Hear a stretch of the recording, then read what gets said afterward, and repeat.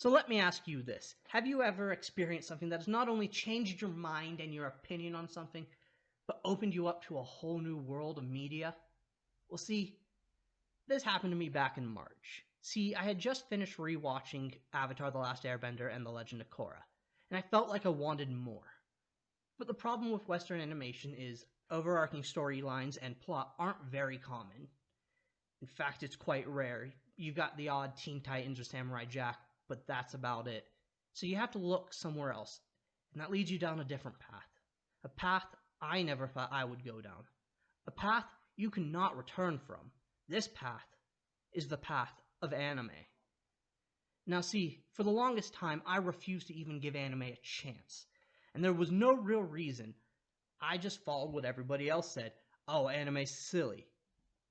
But anime has a way, and it will always win.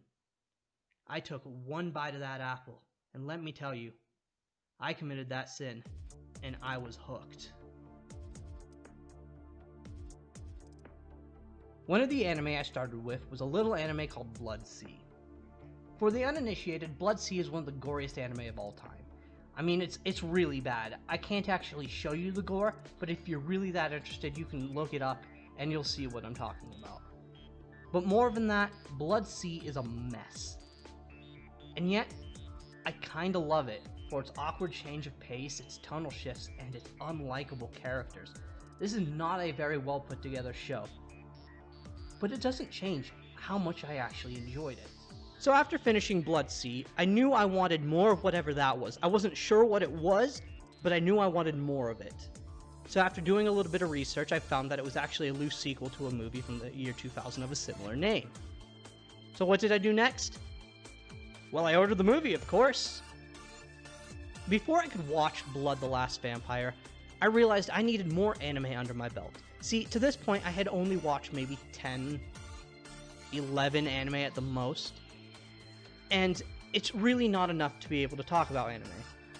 And while I do have plenty of experience with Western film writing, I can't say the same for Eastern story writing. So I needed to watch more. So about 50 anime later, I felt like I was ready and decided, screw it, let's watch this movie and see what the hype is about. And while doing research for the film, I found that it was supposed to be some sort of cult classic and that it was a really good short film. So did it live up to the hype? Man, that was disappointing. I really wanted this film to be great. After everything that I saw on the internet, I can't see why it was praised the way it is. But I will say, I don't hate it. In fact, I think that there is some really good stuff to pull out of not only the film itself, but my experience watching it. So I wanted to talk about what made this film good, and what made this film so disappointing in my eyes. But you know what? Let's not waste any more time and dive teeth first into Blood the Last Vampire.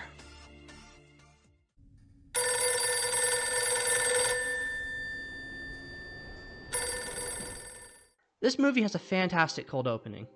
To start, cutting from the credits to the scene gives the build-up of the opening a frantic pace which serves to ramp up the intensity of the scene itself. The standout to this opening is the feeling of cat and mouse between Saya and the Chiropteran. This feeling only intensifies as the subway car leaves the station and we realize very quickly that Saya is the cat in this scenario. I also liked the rush feeling of the kill itself. It wasn't drawn out, it was just another kill, almost as if Saya has done this before.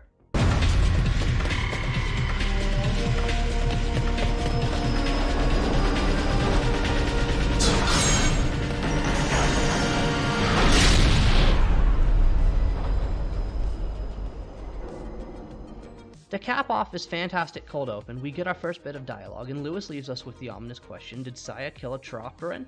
Or did she murder a man? This is such a great setup for the anti-hero Saya is, by showing how she just does the job and doesn't ask questions. I love the use of what I'm calling a subdub.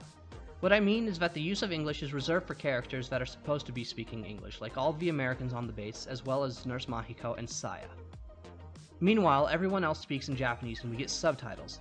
This allows for the dynamic with Nurse Mahiko and Saya being able to speak both languages.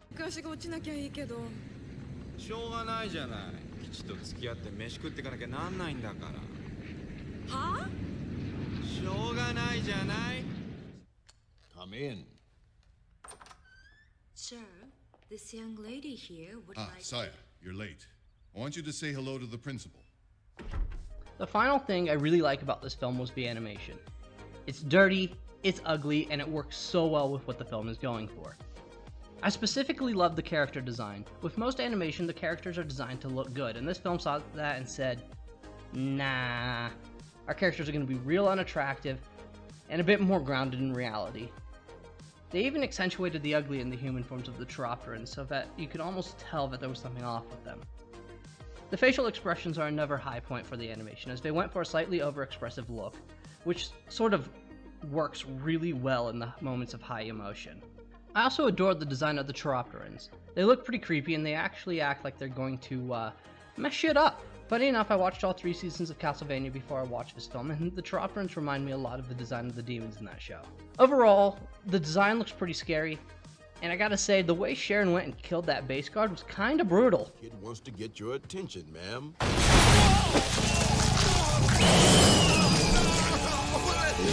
the hell out!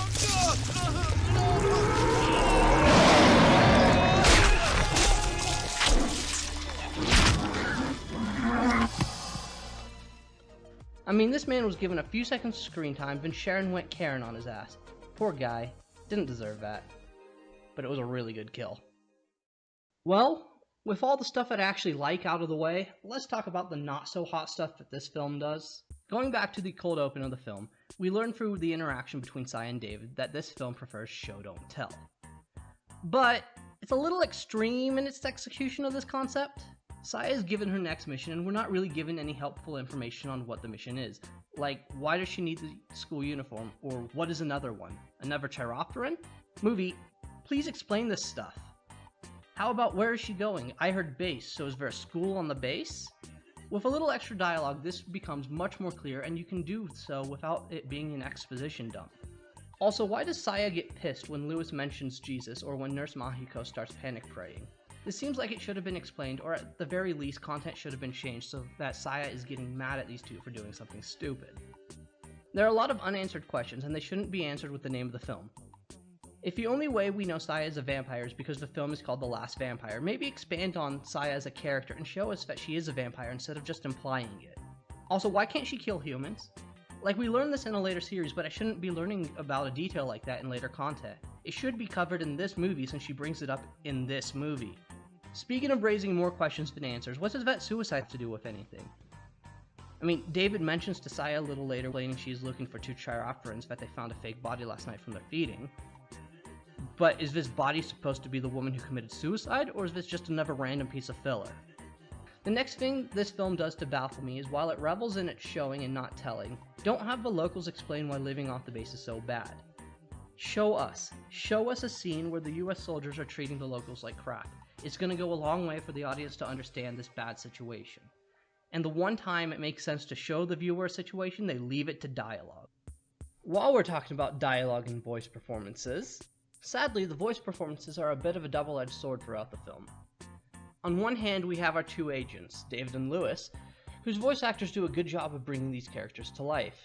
Sadly, I can't say the same for Saya's voice actor. I really like that they used Japanese voice actors for Saya and Nurse Mahiko. But both voice actors have the exact opposite problem to each other. Saya's voice actor Yuki Kudo is very expressive and quite good with the Japanese dialogue, as to be expected with it being her primary language. But her performance is offset by a subpar performance in English. I will say it's clear that she's quite fluent in English, but the performance lacks any real substance and comes across as a bit more awkward than the cold stoic attitude the film was going for. Nurse Mahiko, on the other hand, is quite convincing in her English performance. You can pick out that English is not her first language, but it's still very clear, and when needed, she is able to ramp up the expressiveness in her performance, making her fear and panic come off as more believable.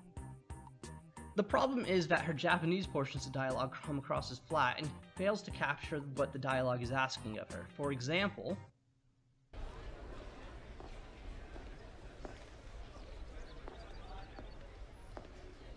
Young lady? やだ、あなた日本人？ここの生徒じゃないでしょ。事務所通ってきた？あ、ちょっと待ちなさい。校長室はどこ？ Now this interaction is awkward, especially since Nurse Mahiko never changes her tone with emphasis on her pitch. You notice when Saya starts to walk away, she calls after her with the same monotone voice she was using before, and it makes the interaction very dull since her expression doesn't change when Saya walks away. And generally, if you're trying to get someone's attention, you're going to raise your voice at least slightly. However, she does make up for this with her screams.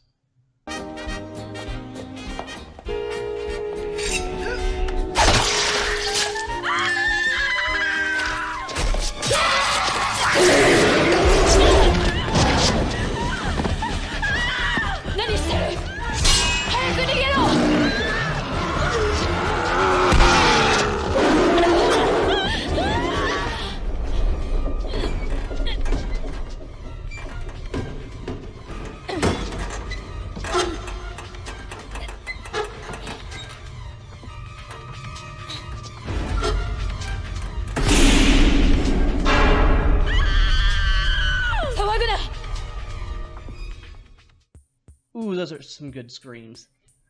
And they do have to improve the scenes that they happen in, since they're not annoying and they're somewhat believable given the situation. The biggest crime, however, is that you will see Steve Bloom's name in the credits, and you'd think that a voice actor of his caliber would be main cast. But no! They had my man as the soldier outside the hangar who was knocked out by Sai in like 20 seconds. This wouldn't be so bad if this was his first role. But it wasn't. By the time this movie came out, he had already been part of arguably the best English dub ever when he played Spike Spiegel in Cowboy Bebop, as well as being KT in Initial D. He also had a small role in Fooly Cooly before this film came out, so it baffles me that he was given 20 seconds of dialogue in this film. Ironically, he would play the role of Aston Collins in Blood Plus only a few years later, so I guess he makes up for it there? Now let's talk about that dialogue. It's a wee bit clunky at times. For example, the first few interactions of Nurse Mahiko is just an exchange of highs with the students. No joke, they all just say hi. Like, you could mix it up a little, maybe a hello, or a good morning, or if you're feeling real dangerous, a how are you. Realistically, you could mix the highs and hellos since all the characters' mouths aren't really in view, so any of the lip flaps to sync up aren't a problem. This wouldn't be such a huge deal if it was originally in Japanese, but it was English first then later dubbed in Japanese, so in this case, the writers had free rein to make the dialogue vary. They just didn't. Now I know this seems nitpicky, but it takes me out of the film when I see interactions like this, since it takes what we would call normal human interactions and makes them seem very robotic. Another bad one is the interaction between the principal and Nurse Mahiko. Excuse me, sir. Huh? About the party tomorrow. Not that again. I thought we were over that by now. Yes, sir, but it hasn't been long since the terrible incident, and I'm not sure the students have recovered from the death of their friend. That's why we're having this party. I've had enough of this. Now get back to work.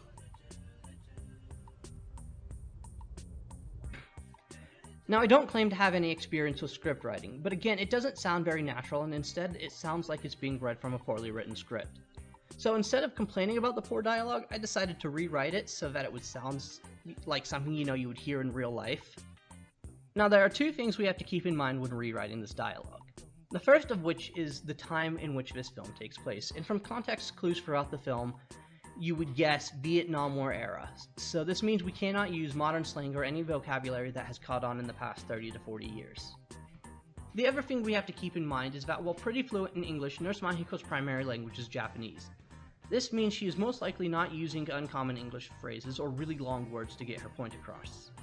So with the restrictions in place, here's what I came up with. Just a quick disclaimer. I have never done any voice acting or real acting in my life, so I am sorry if this offends your eyes and ears. Excuse me, sir? Yes, what is it? Well, it's about the party. Not this again. Were we not already past this? Well, yes, but it hasn't been that long since the tragic loss of one of our students. And I'm not sure if the other students have recovered from the loss of. That is exactly why we're having this party, to distract them from that terrible incident. Now, I've heard enough of this, so please get back to work. Yes, sir. I wanted to make the principal a bit more disconnected since it seems his idea of helping is distraction, and more often than not, distraction is a terrible way to cope with loss. While doing that, I also wanted to establish the rather timid nature of Nurse Mahiko, even more so than in the original dialogue. So not even a minute later, we get even more cringe. Sharon turns willy-nilly and asks, "Hey, are you Japanese?" Maybe have Sharon introduce herself first? I mean, I've seen some strange exchanges in my life, but I've never seen someone turn to a person and ask about their nationality without at least introducing themselves first. For the record, I have seen someone introduce themselves, then ask about someone's nationality, and it's still awkward. But at least they didn't ask the question, then immediately follow it up by saying hello in the presumed first language of the other person. Now, Sharon is a Chiropteran, but even still, this is a very bizarre exchange, and it's not helping her blend in. To cap it off, she gets upset and calls Saya a weirdo when Saya says, "Leave me alone." This is just another weird interaction in a movie that has a lot of very strange interactions. So I could vent about this for another hour at least, but I feel like I'd be beating a dead horse, so let's move on to other strange choices that this film made. So let's set the scene. So Sharon and Linda approach the teacher after class, and Sharon says Linda isn't feeling too good and that her anemia is acting up again. Sharon also says that she's going to accompany Linda to the infirmary. Alright, so we can already tell that there's something up with these two, and I like the setup that these two are going to possibly go kill and eat Nurse Mahiko. The problem is it falls flat almost immediately. I don't know if it's Sharon trying too hard to be creepy or the mouths moving and nothing coming out, but this scene went from potentially 100 to 0 real quick. To add insult to injury, they take all tension out of the scene when Saya rushes in and kills Linda immediately. What was that? If you show us a potential antagonist, don't make them die in such an anticlimactic way. Speaking of the kill, where's the gore and why did I not see most of the kill? You already have an R rating. You are allowed to get gory. This scene would have been so much better if the death wasn't so blurry. My fix would be Saya running in as Sharon and Linda are about to attack Nurse Mahiko, and engaging in combat with Linda before brutally killing her. This would give Linda a reason to exist and would make her death so much more satisfying than just being killed in the bed. Now let's talk about the movie's action. The action in the movie ranges from meh to just not good. This, of course, is with the exception of the cold open. So after the scene in the infirmary, the movie divulged into the meat of the action. And what should have been a really cool scene on the dance floor is made stupid by those goddamn extras. Like, who doesn't react to seeing someone wrapped in a banner that was previously hanging up in the hallway, and how did no one notice Sharon come in the first place? These extras must be real stupid. They don't even react to Saya running at Sharon with a sword. A sword! She literally pulls out a sword, and nobody cares. I know adding a new layer of writing for Saya to have to navigate the rest of the night for the chaos caused by the teenagers who ran away in panic after seeing her rush at someone with a sword would make the movie longer, but it would add another obstacle for Saya to overcome, and it would make the rest of the movie a bit more interesting and exciting. Oh, and speaking of swords, how about some Sword Ex Machina to save the day? At the beginning of the movie, David said he would not be able to get Saya a new sword since they don't have time, and a sword of that quality is really rare and hard to come by. So why does David just happen to have a sword conveniently when Saya needs it most?